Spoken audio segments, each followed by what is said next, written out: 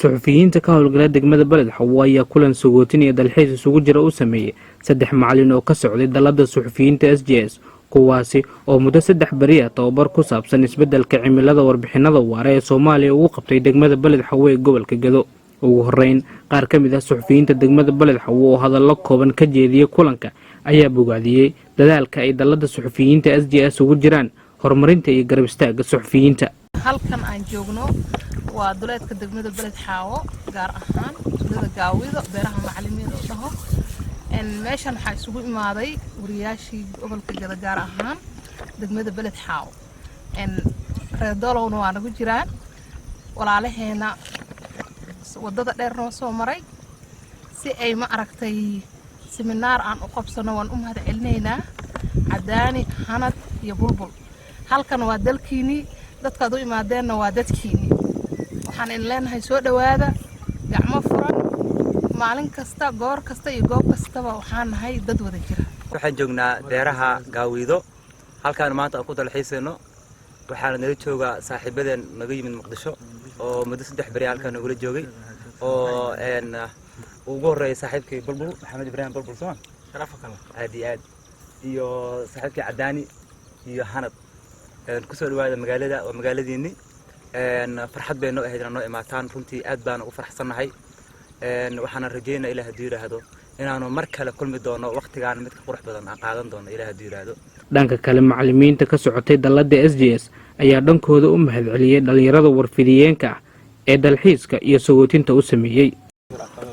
waa maasantihiin casuumaadan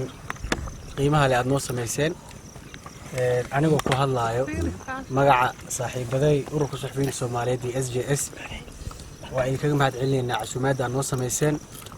run ahaantii aniga waa markii ugu horeysay ee aan shakhsiyad ahaan beledkan Beled Xawo aan imaado waxaa hadda aaminsanahay fikrad ku duwan kuwii hore aan aaminsanaa waxaan aaminsanahay in halkan ay ku nool yihiin suxufiyiin Soomaaliyeed waxaan aaminsanahay in halkan ay saldhig u tahay labeenta suxufiyiinta gobolka Gedo hadda waa arki kartaa oo meesha waxaa isugu yimid MME sidoo kale Zamzam oo ah dad in muddo ah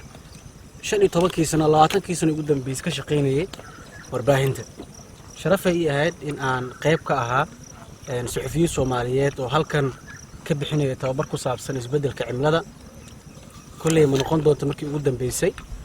akhbaartiina waa geen doonaa oo waxaan la hadli doonaa xokayaha iyo sidoo kale madaxweynaha ururka suxufiyiinta Soomaaliyeed SJS waxaan rajaynaynaa tababarada kale ku saabsan waxaad xaq u leedihiin sida ay tababarada u helaan wariyaasha kale ee ku nool gobolada dalka inaad idinkan u heshaan akhbaarta aad noo dhiibteen baahiyaha aad qabtaan inaad u baahantihiin tababaro iyo sidoo kale nooc walba tababar ay noqoto oo la siinayo suxufiyiinta Soomaaliyeed ee dhulka kale ee Soomaalida ku nool waad heli doontaan SJS waxay hayso gacantiina ay ku jirtaan. way mahadsan yihiin wariyaasha sharafta leh qiimaha leh ee gabdhaha iyo wiilasha isugu jira fursad noo siiyay munaasabadan ballaaran ee soo dhaweynta ah macallimiinta iyo saaxiibadooda ay ku tala galeen waxaan ka mahad celinaynaa sida qiimaha leh ee suxufiyiinta degmada Beled Xawo ay noo soo dhaweeyeen 3 maalmood la soo dhaafay maanta way iga duwan tahay 3 maalmood ee aan casharada aan halkan ku bixinaynay waayo waxaan galay jawi aad u qurux badan waa markii ugu horeysay halkan aan imaado marka laga soo tago Beled Xawo oo 13 sano ka hor ugu dambeysay oo magaalada ay ka duwaneed sidii hore laakiin waxaan aad ugu faraxsanahay inaan halkan joogo